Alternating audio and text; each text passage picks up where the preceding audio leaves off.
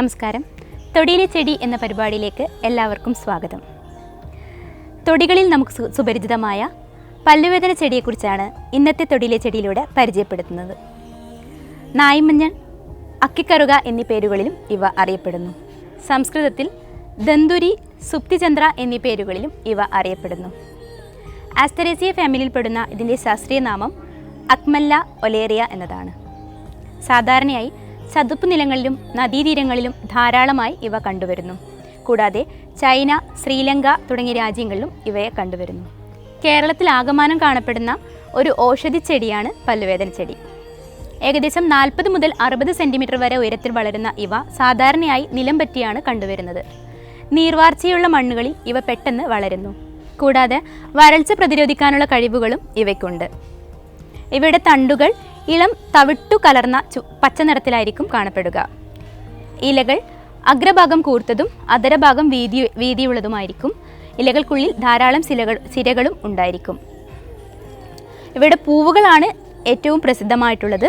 പൂവുകൾ മൂക്കുത്തിയുടെയും കമ്മലിൻ്റെയും ആകൃതിയിലാണ് കാണപ്പെടുന്നത്. അതുകൊണ്ട് തന്നെ കമ്മൽ ചെടി, മൂക്കുത്തിച്ചെടി എന്നീ പേരുകളിലും ഇവ അറിയപ്പെടുന്നുണ്ട്. ഈ സസ്യത്തിന് തീരെ ചെറിയ പൂവായിരിക്കും ഉണ്ടായിരിക്കുക. എല്ലാ കാലത്തും പൂക്കൾ ഉണ്ടാവുക എന്നതാണ് ഇതിൻ്റെ മറ്റൊരു പ്രത്യേകത.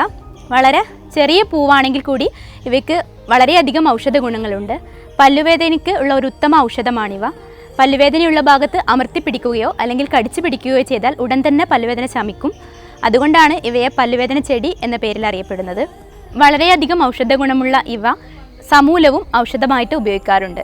ഇതിൻ്റെ പൂവിലടങ്ങിയിരിക്കുന്ന സ്പില്ലാന്തോൾ എന്ന പദാർത്ഥമാണ് വേദനയെ ശമിപ്പിക്കുന്നത്. അതുപോലെ തന്നെ ഈ പൂവ് നാവിൽ വെച്ച് കഴിഞ്ഞാൽ തരിപ്പും ഉണ്ടാവാറുണ്ട്. അതുകൊണ്ട് തന്നെ ഇവയെ ഇലക്ട്രിക് ബട്ടൺ എന്ന പേരിലും അറിയപ്പെടുന്നു. ഇവയ്ക്ക് ഉമിനീരിനെ ഉൽപ്പാദിപ്പിക്കാനുള്ള കഴിവുണ്ട്. അതുപോലെ തന്നെ തൊണ്ടവേദനയ്ക്കും ഒരു ഉത്തമ ഔഷധമാണ് ഈ സസ്യം. ഇവയെ ഭക്ഷ്യപദാർത്ഥങ്ങൾക്ക് സുഗന്ധം നൽകാൻ ഉപയോഗിച്ച് കാണുന്നുണ്ട്. ഇവ വേവിക്കുമ്പോൾ ഇതിൻ്റെ രൂക്ഷ ഗന്ധം മാറിപ്പോകും. അതുകൊണ്ട് തന്നെ ഭക്ഷ്യപദാർത്ഥങ്ങൾ ഉപയോഗിക്കാം. അതുപോലെ തന്നെ പുകയിലേക്ക് ഗന്ധം നൽകാനും ഇവയെ ഉപയോഗിച്ച് കാണാറുണ്ട്. ഇലക്കറിയായും സാലഡുകൾ ഉണ്ടാക്കുന്നതിനായിട്ടും ഇവയെ ഉപയോഗിച്ചു വരുന്നു. ഇതിൻ്റെ കൂടുതൽ ഔഷധ ഗുണങ്ങളെക്കുറിച്ച് ഡോക്ടർ CM ശ്രീകൃഷ്ണൻ നിങ്ങളോട് വിശദീകരിക്കും.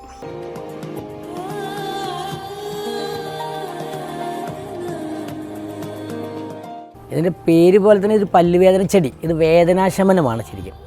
ഈ പല്ലുവേദന ഉണ്ടെങ്കിൽ അതിൻ്റെ ഇലടുത്ത് ഇങ്ങനെ ചവച്ചിട്ട് ഇങ്ങനെ വെച്ച് കഴിഞ്ഞാൽ വേദന കുറച്ച് കുറയും. പക്ഷെ ഇതിൽ ഒരു നാവിനൊരു തരിപ്പുണ്ടാവും. കാരണം ഇതിന് ഈ ഞരമ്പുകളെ ബ്ലോക്കാക്കുന്നൊരു ഗുണമുണ്ട്. അതുപോലെ തന്നെ എല്ലാ വിധത്തിലുള്ള വേദനയ്ക്ക് ഇപ്പോൾ മുട്ടിൽ വേദനയ്ക്ക് ഇതിൻ്റെ ഇല അരച്ചിട്ട് കഴിഞ്ഞാൽ മുട്ടുവേദന കുറയും. മാത്രമല്ല ഇത് ലേശം അതിൻ്റെ നീരെടുത്ത് കഴിച്ച് കഴിഞ്ഞാൽ നല്ല വിശപ്പും ഉണ്ടാവും. അപ്പോൾ പക്ഷേ ഇത് ഉപയോഗിക്കുമ്പോൾ വളരെ ശ്രദ്ധിക്കണം. കുട്ടികൾക്കൊന്നും അധികം കൊടുക്കുക. കാരണം ഇതിന് തരിപ്പ് വരാറുണ്ട്. ഈ നാവിൽ വെച്ചതിന് തരിപ്പ് വരും. അപ്പോൾ വയറുണ്ടാകുന്ന അജീർണത്തിന് വലിയ ആൾക്കാർക്ക് വേണമെങ്കിൽ ലേശം അതിൻ്റെ തേനെടുത്ത് കൊടുക്കാം. അതുപോലെ ഈ നീര് വന്ന് വേദന ഉണ്ടെങ്കിൽ ഇത് ലേശം എടുത്തിട്ട് വെള്ളത്തിൽ വെച്ച് ലേപനം ചെയ്ത് കഴിഞ്ഞാൽ നീരും വേദനയും കുറയും.